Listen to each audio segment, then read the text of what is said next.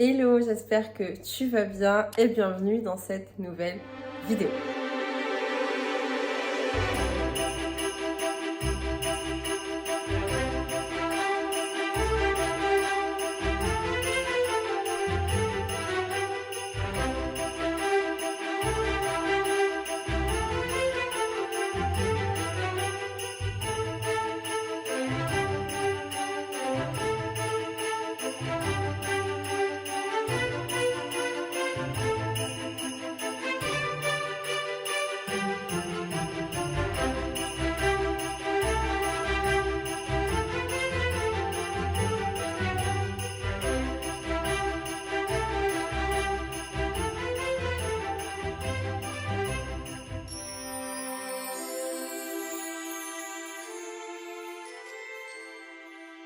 Et voilà le sapin, on l'a fini, il est trop beau. On a rajouté aussi en plus des boules qu'on met chaque année, des petites décorations comme ça. On a un sucre d'orge, un petit flocon, des petits nœuds, vraiment les nœuds ça change tout. On a mis 4. Voilà. On a des petites cloches, trop chou, petites pommes de pain. Si je la filme pas, vous n'allez pas voir. Des petits cerfs, un premier casse-noisette. Encore des petits cerfs dans une petite boule. Adorable. Encore un sucre d'orge tout là-haut. C'est tout, je crois. Ah non, et lui? Oups. Il est trop mignon, j'adore. Il est super beau. Il y en a qui sont un peu creepy des fois. Mais lui, vraiment canon. Du coup, là, le plan, c'est qu'il faut racheter des guirlandes. Parce que vraiment, là, je l'allume pas parce que ça fait un peu pitié, allumer. Et surtout, de toute façon, il fait encore jour dehors, donc vous n'allez pas voir grand-chose. Mais c'est vrai que là, il faut racheter guirlande lumineuse, un truc pour cacher le pied en bas. Et c'est tout, je crois. Ce sera déjà pas mal. Mais il est très beau.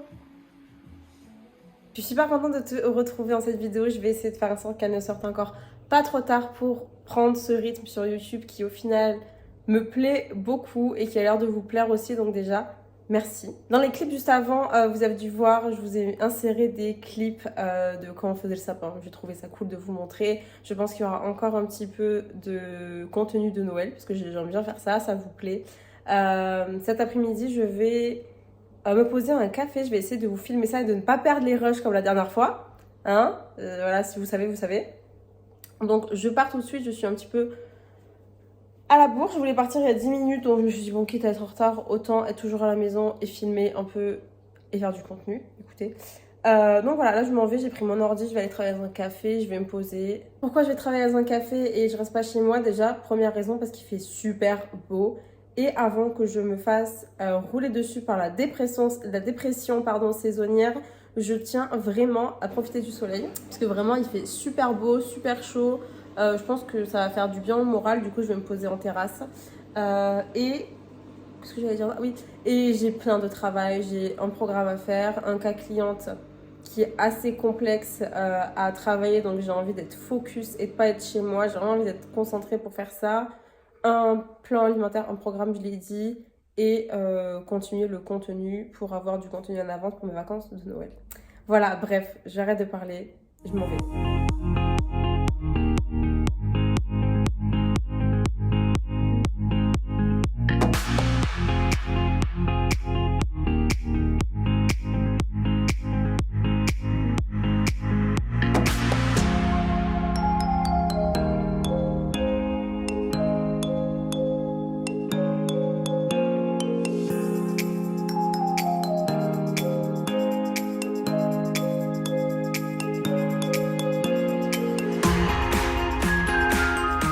Bon, je viens de rentrer, rien de très intéressant. Je suis allée faire un échange pour les sous-vêtements que j'avais pris beaucoup trop grand sans faire exprès. Du coup, là, je coupe mes courgettes. Voilà. Je vous ai enfin mis sur un trépied. Alors, pardon, je suis désolée, la lumière est un peu nulle là. Désolée, il y a un truc qui traverse l'écran. Désolée. Du coup, je coupe mes courgettes. Je pense que je vais faire des courgettes. J'espère que vous voyez bien. Je pense que je vais faire des courgettes à la poêle et pour les griller quoi, avec de l'ail. Voilà, j'ai beaucoup de temps de toute façon avant qu'on passe à table. Je me suis dit, je vais blablater un peu en même temps que je fais mes courgettes. En fait, honnêtement, aujourd'hui, du coup, je suis sortie parce que j'avais besoin d'être concentrée, comme je vous ai dit. Et j'ai un cas cliente un peu compliqué. Alors, le poids baisse un peu tout de même. On va pas dire que c'est une cliente qui bouge pas du tout niveau poids ou qui augmente. Mais c'est vrai que le poids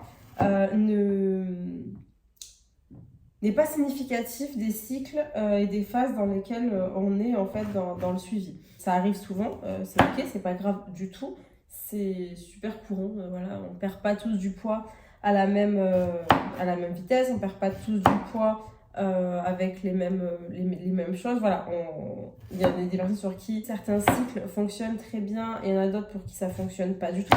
Voilà, il y a plein de choses à faire et là en fait j'avais besoin d'être vraiment focus parce que malgré tout ce que j'ai pu faire ces derniers mois, le poids vient à peine de descendre. Donc j'ai du mal à comprendre, j'avais envie de me pencher dessus parce qu'il faut savoir que moi, quand quelque chose ne va pas dans le suivi, que ce soit perte de poids ou autre, vraiment, je prends du temps pour savoir qu'est-ce qui se passe. Est-ce que je suis passée à côté de quelque chose ça peut arriver aussi qu'on passe à côté d'un symptôme. Ça peut arriver qu'un petit détail qu'on avait pris pour pas important, au final, il faut s'attarder dessus. Voilà, il y a vraiment beaucoup de choses qu'on ne peut pas remarquer des fois au premier coup d'œil. Et en fait, honnêtement, par exemple, cette fille-là qui vraiment fait tout bien en plus. En fait, c'est pas que elle, les personnes dans ce cas-là, pour qui la perte de poids est plus difficile, pour qui ça mérite un peu plus de temps, on va dire, c'est impossible de perdre du poids seul, limite, parce qu'il y a trop de facteurs, il y a trop de choses qu'on ne peut pas deviner, en fait, quand c'est pas votre taf, quoi, c'est pas grave, c'est juste, vous pouvez pas deviner tout seul, et c'est super important, en fait, d'avoir un professionnel avec vous qui sache prendre du recul, en fait, qui sache vous dire quand c'est pas bien, qui sache vous dire, là, ce que je fais, ça ne fonctionne pas. Donc, on recule et on passe à autre chose. Et sans tous ces cycles, en fait, vraiment perdre du poids serait un calvaire. Et c'est malheureusement bien souvent comme ça qu'on tombe dans les conneries, en fait. Faut pas oublier que la peur fait vendre et qu'il y a beaucoup de personnes qui utilisent la perte de poids, quoi, pour vendre des trucs à vomir. Que ce soit les trucs détox, les clean juice ou j'en sais rien, toutes ces conneries, vraiment, avant les fêtes, ne vous faites pas avoir, les gars. Je pense que c'est plutôt une bonne période pour parler de ça. Ne vous faites pas avoir par toutes les conneries que même pas les influenceurs, parce que franchement, ça veut rien dire du tout. Que juste les personnes qui sont sur Internet essayent de vous vendre des conneries. Même des personnes qui ne sont pas influenceuses, qui sont avec des herbachiotes, par exemple, ou autres, franchement, je n'en citerai pas. Ça peut être vraiment un calvaire pour vous et ça peut en fait tout simplement vous reculer encore plus dans vos objectifs de perte de poids. Et quand je dis reculer, c'est limite retarder la perte de poids de plusieurs années juste parce qu'on a fait confiance à ou la mauvaise personne ou à un produit pourri. Il n'y a pas de produit miracle pour perdre du poids. Je pense que de toute façon, ce que je vous dis, ça va vous parler. Vous savez très bien où je veux en venir. Et je pense surtout que vous avez déjà essayé des choses pour la perte de poids qui ne fonctionnent pas. Et vraiment, je vous assure que essayer des régimes pourris ou encore pire des produits, vraiment, vous allez juste retarder. En fait, ça bousille votre santé, tout simplement, ça bousille votre santé. De surcroît, vous allez juste retarder énormément votre perte de poids et ça va demander encore plus de travail. Si vous tombez entre les mains du coup d'une personne compétente par la suite, vraiment j'ai des pertes de poids qui sont retardées de, on va dire, je sais pas, de plusieurs mois voire d'années parce que les métabolismes sont ruinés, j'abuse, hein, aucun métabolisme n'est cassé ou je ne sais quoi, ça n'existe pas, mais c'est vrai que voilà, ça demande beaucoup plus de travail et d'investissement de votre part également. De plus, si jamais vous avez besoin d'aide, si vous avez besoin de quoi que ce soit, toujours vous avez dans la barre d'infos les liens pour accéder à mon coaching qui est personnalisé, bien évidemment. Je pense que de toute façon à ce stade-là vous l'avez compris. Je me penche vraiment sur votre cas, sur vos besoins, sur votre personne, sur votre mode de vie, sur tout en fait qui vous concerne pour vous aider à atteindre évidemment vos objectifs. Donc voilà. Donc vous n'êtes pas tout seul et il y a des professionnels qui sont là pour vous aider. Bah écoutez, je vais vous laisser là pour aujourd'hui, je pense. Je vais aller faire un autre petit sapin. Parce que j'ai un autre petit sapin qui attend d'être fait. Bichette qui attend quelque part là dans le couloir. Donc il faut que je le fasse. Mes petites courgettes sont en train de cuire. Voilà, peut-être que je vous montrerai à la fin, mais je pense que ça va être très moche, donc je pense pas vous montrer. Je cuisine très bon, mais je cuisine très moche. Je vous fais des bisous et je vous dis à très vite. Hello, alors on se retrouve aujourd'hui pour que je vous montre tout l'échauffement que je fais, ma nouvelle routine entière. Donc je commence par du gainage, le but étant de vraiment cibler toute la sangle abdominale, des lombaires et des abdos. Je commence du coup par faire une planche totalement classique sur les pieds. Et puis bref, vous avez compris, je me retourne et je fais la planche sur le côté.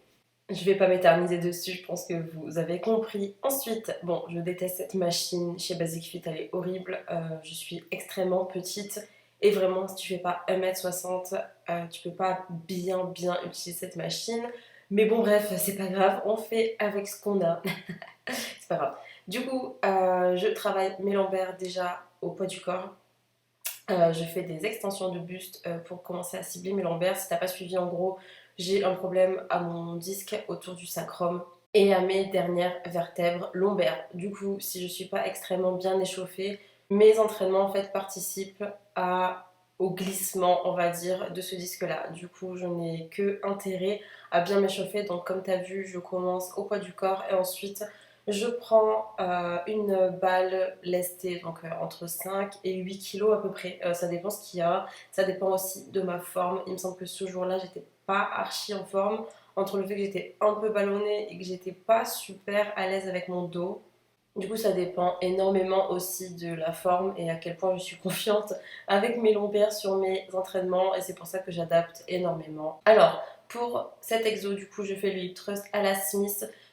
Je t'arrête tout de suite, c'est pas du tout mon exo fave, c'est assez compliqué pour bien se positionner et tout, donc c'est pas ce que je préfère largement le faire à la barre libre, mais encore une fois, ça participe beaucoup trop à l'instabilité au niveau de mon bassin et donc de mes disques, parce qu'en réalité j'ai deux disques qui vont pas, bref.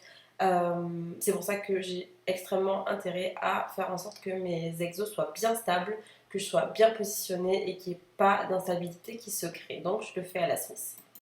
Ensuite, j'ai de la chance, un de mes exos favoris, du coup les fentes bulgares à la Smith, j'ai totalement pu les conserver, je n'ai absolument aucune douleur sur cet exo-là. Je l'ai fait vraiment sans problème.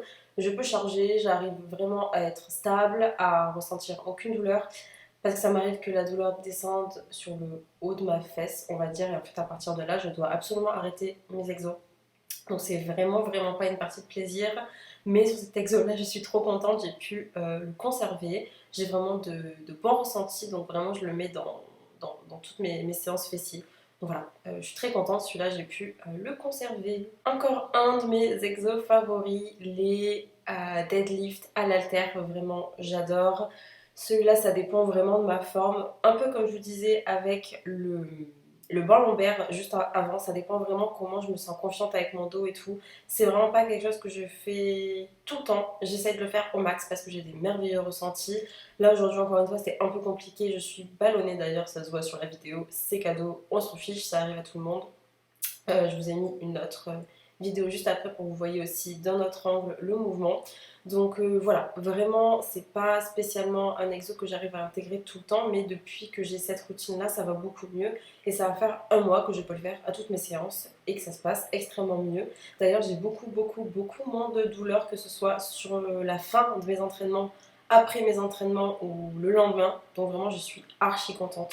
Bon, après, faut pas oublier que je suis que dans la phase 1 des cycles que je me suis prévue, donc je m'emballe pas trop vite et j'essaye de pas prendre la confiance.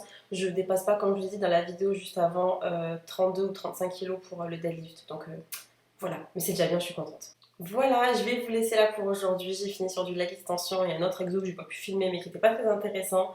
Donc je te remercie d'avoir écouté jusqu'ici, j'espère que ça t'a plu et que tout ce que je te dis peut-être ça va t'aider. Néanmoins n'essaie pas de régler tes problèmes tout seul et fais appel à un spécialiste si t'as besoin. Je te fais des bisous, n'hésite pas à t'abonner si mes vidéos te plaisent ou à laisser un commentaire pour m'en faire part. Je te remercie encore d'avoir regardé jusqu'ici et je te dis à bientôt dans une prochaine vidéo. Salut!